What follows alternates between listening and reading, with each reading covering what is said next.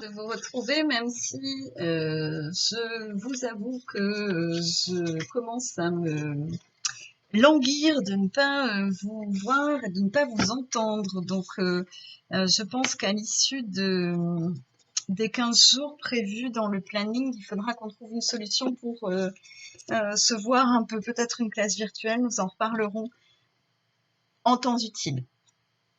Pour aujourd'hui, comme il était prévu initialement dans le planning, que j'avais allègrement oublié visiblement, nous revenons sur le texte de Scarron pour construire ensemble des axes et la problématique du commentaire qu'il sera à me rendre ensuite mardi 24.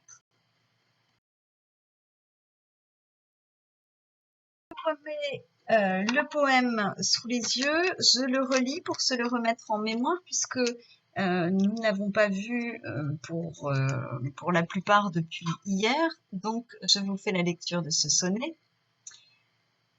Vous faites voir des os quand vous riez, Hélène, dont les uns sont entiers et ne sont guère blancs, les autres des fragments noirs comme de l'ébène, et tous, entiers ou non, carillés et tremblants. Comme dont la gencive il ne tient qu'à peine, et que vous éclatez à vous rompre les flancs, non seulement la toux, mais votre seule haleine peut les mettre à vos pieds, déchaussés et sanglants. Ne vous mêlez donc plus du métier de rieuse, fréquentez les convois et devenez pleureuse, si d'un fidèle avis faites votre profit. D'un si fidèle avis, faites votre profit. Mais vous riez encore et vous branlez la tête. Riez tout votre sourire, vilaine bête. Pourvu que vous creviez de rire, il me suffit. Maintenant pour nous, de construire des axes.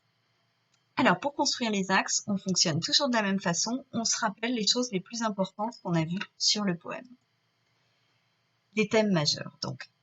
Une poésie qui emprunte à la poésie amoureuse. C'est un sonnet. Le sonnet, c'est inventé par Pétrarque, un Italien qui écrit un recueil d'amour à une femme qu'il aime. C'est un poème qui évoque Hélène. C'est un poème qui fait qui établit un discours entre l'homme et la femme. C'est un poème qui reprend pas mal de topos de la poésie amoureuse, etc., etc. Mais c'est une poésie surtout qui se moque, une poésie du dégoût. On avait vu aussi qu'il s'agissait d'une poésie qui s'inscrivait dans la tradition du contreblason. Le blason qui dit du mal, c'est donc ce qu'on appelle un contreblason.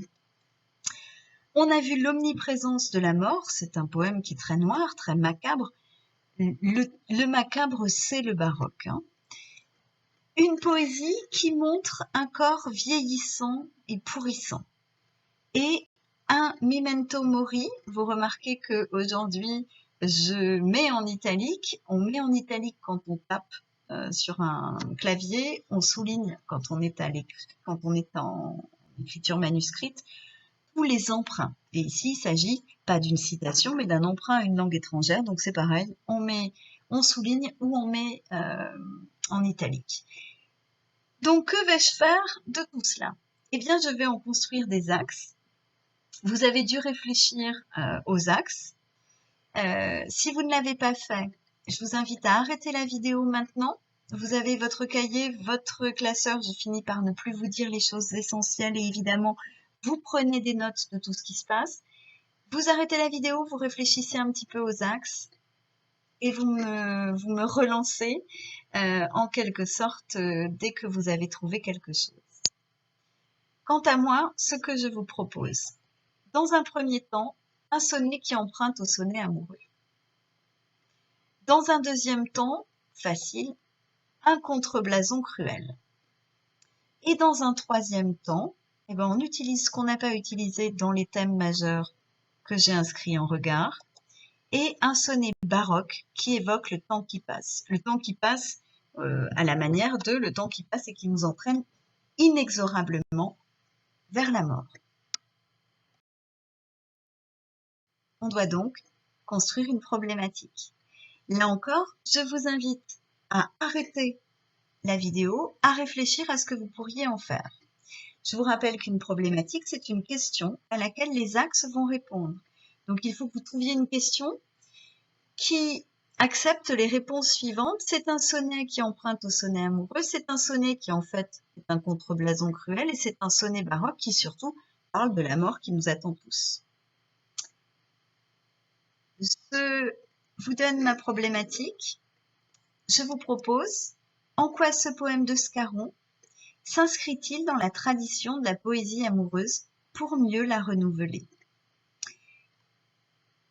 La séance d'aujourd'hui, elle est terminée.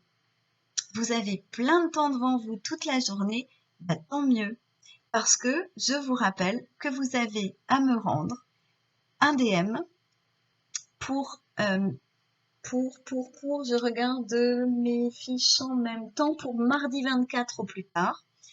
Vous le déposez évidemment comme d'ordinaire dans l'espace élève de Pronote. Ce DM, c'est le commentaire du poème de Scarron, intégralement rédigé. Je ne veux sur aucune copie voir apparaître grand 1, petit 1, introduction de points. On fait un travail entièrement rédigé. Vous avez tout en main pour réussir. Vous allez bien réussir.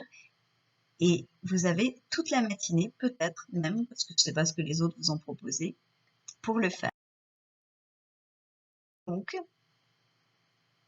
je vous invite à vous mettre tout de suite au travail, à reprendre tout de suite les choses que vous avez en mémoire pour faire le plan, et puis vous rédigerez plus tard. Mais le plan, faites-le maintenant, c'est tout frais dans votre esprit, ce sera plus simple. Sur ce, je suis surprise moi-même de la gravité de la diapositive qu'on a sous les yeux. On dirait une alerte, je sais pas quoi, une alerte au travail d'ailleurs, diffusée par les médias. Sur ce, il ne me reste plus qu'à vous souhaiter une bonne journée, à vous féliciter encore de votre sérieux, à vous dire de vous accrocher et à vous dire surtout à demain, 9h, devant le blog.